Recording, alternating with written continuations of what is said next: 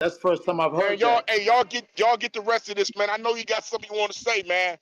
Gutty, you got my number. You know, Whatever need to be done, I think that we need to fuck with you, Benzino. When you come to the city, come fuck I with would me, love man. to. I'm Man, I here. would love to. I would love I'm to. You here. know, first, look. You know, first I want to say, you know, like I appreciate y'all for having me up here. You know, believe me, I've been Signing looking out, at the Small. I hood gotta smoke. go.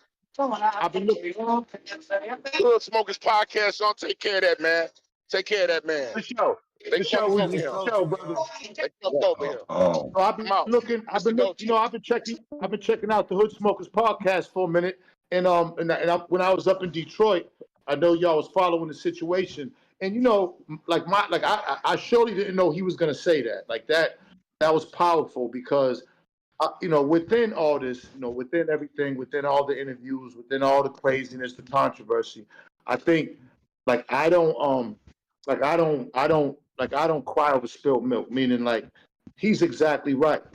You know, I'm gonna say on y'all's podcast for the first time, like because of this situation, I've lost millions of dollars. All right. Now I would never say that before because not that I would want to admit that, but I always felt like if I said that, it would be kind to like admitting weakness. You know what I'm saying? Meeting And like defeat. It's like admitting defeat. and admitting defeat, right? So I would always be careful about admitting that. But since he let it off, since he let that off that way, you know, and even hearing that, especially from somebody from Detroit, after all these years, I mean, you got to understand this is like 20 something years of this shit, and it's like, okay, we lost a lot of money back then, but the Eminem thing wasn't the only reason why, you know, because of the source. There was a lot of factors, but that was a clear situation that was a detriment to my career.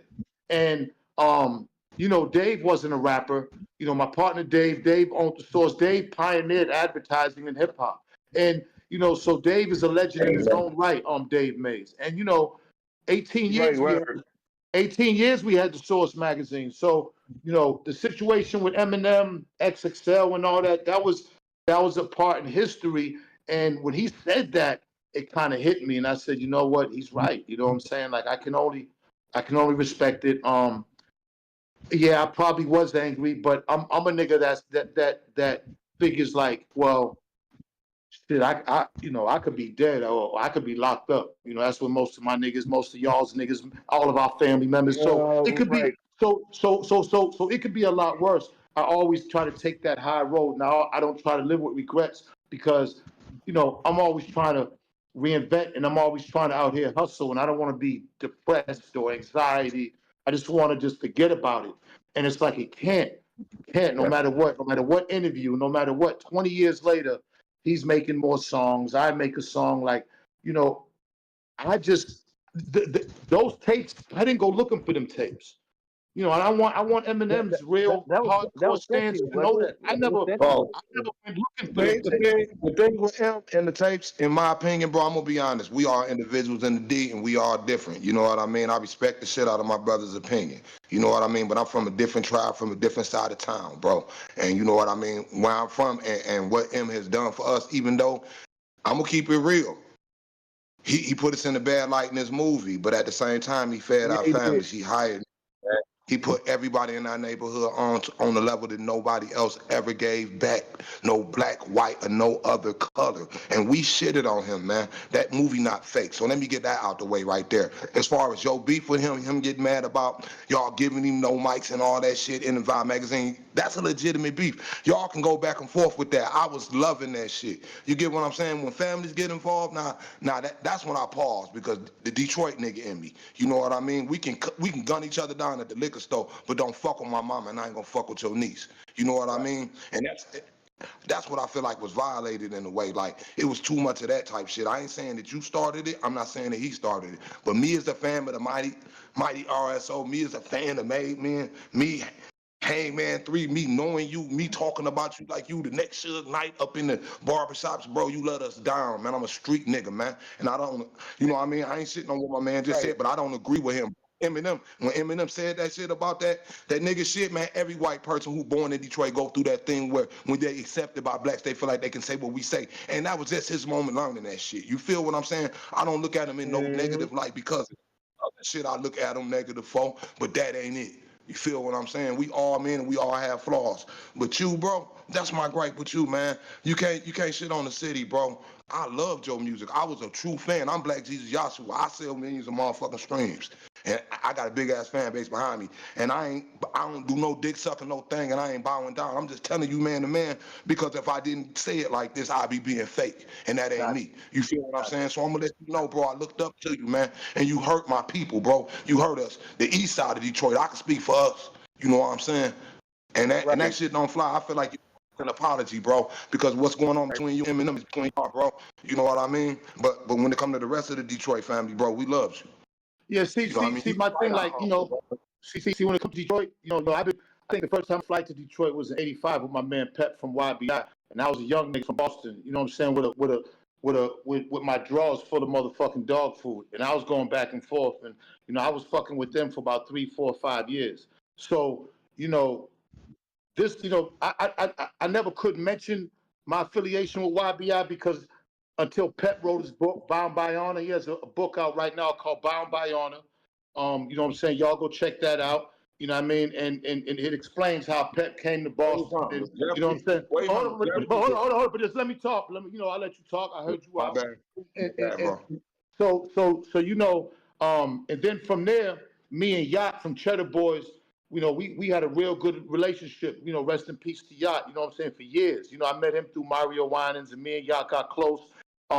I threw the Street Lords in the Source magazine, supported Yacht with the Cheddar Boys. Then I could fast forward it to Meech when Meech came down to Miami, and I had Club Zeno and Meech. And you know, at this time, the Feds was actually down in Miami watching Meech. Me and Meech had a meeting, and he was wondering because I had beat a Fed case, and he's asking me different things. And I told him, I said, look, it's really our cases are different, but this is what I could do for you. I'm going to give you an award. Just because I know the Feds are down here looking, they was at my club looking. They're gonna have a couple of people in wherever they went, they was there. You know, they had agents down there, and I said I'm going to give you an award for best independent label. So you know, when it comes to Detroit, I don't look at Eminem and Detroit the same, and that's me, because but let me finish. See, Detroit to me, even before I even stepped foot in Detroit. Detroit was always an amazing black city because back in the I'll be 59. So Detroit is what Atlanta was what Atlanta is now. Motherfuckers was getting jobs. Like your young family could live out in the suburbs. Motown was cracking. All the music, all the artists. It was a black man's dream to live in Detroit from around the country, to get a job, to get benefits, and to have a house. So the city of Detroit and the people of Detroit, it's love, nothing but love. And, you know, Boston niggas been wearing Adidas in top 10s just as long as Detroit niggas. I've been wearing Adidas for 40-something years. So I don't never want anybody in Detroit to think that it was disrespect against Detroit. That was Eminem, that was Benzino. That wasn't Boston, that wasn't Detroit. Now I get it. You know what I'm saying? Certain people that ate with Eminem are gonna fail away. I can only respect that. You know, I can only respect that. But you know, but it's like my situation was even bigger than Eminem's. And I've explained it many a times. My thing was at the time I had the source, I was the boss. I didn't have to answer to nobody. And I just felt like, you know, the Beastie Boys came through. They was just hip hop. We didn't look at them as white boys. When they came, when I went and seen them at the Fresh Fest, they was just hip hop. You know, they wasn't marketed. The Beastie, Russell and them never marketed, and Def Jam never marketed the Beastie Boys as white rappers. They just came in as rappers. As rappers. They just said that. I'm gonna wrap it up. You know, I'm gonna land my plane.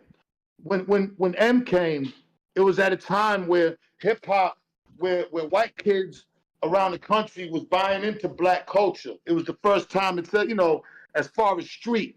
Musically, white kids always bought black music, so that wasn't the issue. But street niggas white kids didn't fuck with street niggas on no level, for nothing. They were scared of them. The hoods, they didn't fuck with the hoods, and they looked down on street niggas, and that's just what it was. Hip hop came from the streets, from black people, and had influences from Puerto Ricans because they was on the South Bronx. Now, when Eminem came, it was at a time where hip hop started to make some money now. Hip hop, these companies are like, wait a minute, we could get some money. And white kids are listening to black kids. America didn't like that. America don't want white kids being influenced by us. So when Eminem came, he could spit the way he spit, and he could spit the way he spit. They said, well, we can make millions and millions and millions and millions of dollars because there's a whole part of America that don't fuck with niggas at all. Right. And they not gonna fuck with black music, but if Eminem comes, they'll fuck with him. And I just felt like when that decision was made, when that transition happened, when Eminem can come in and get carte blanche, special treatment with MTV and special treatment with everybody because of the color of his skin, I took that personal. And this was before the racist tapes. This was before that shit. Yeah. I just felt like, you know what? Listen, if he can rap, let the people pick it. We don't gotta put him on no motherfucking mountain. We ain't gotta anoint him the great. All we gotta do is just let him rap, just like the Beastie Boys rap, just like Third Base rap. We don't gotta. I want to end it on this. That's what I got to say about it.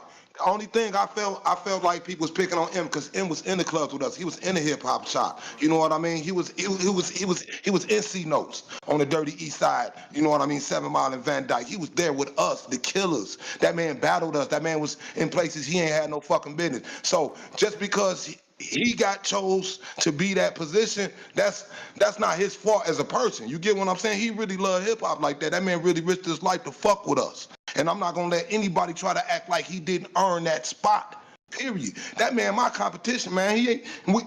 Proof is my dog. Proof from our group, man. He was rivals to us, man. We ain't fuck with them backpacking niggas, and I ain't dissing them type niggas in Detroit, but they know what it is. West Side niggas know what I'm saying. Hold on, let me ask you a question. If you could feel that way about them niggas, if you could feel that strong about them niggas, then you can't feel no way if somebody feels that strong against Eminem. It's the same thing. If you feel that way about backpack niggas, then it's the same thing as Eminem. Everybody has their own preferences, and all we can do is respect it. People don't like it. And that's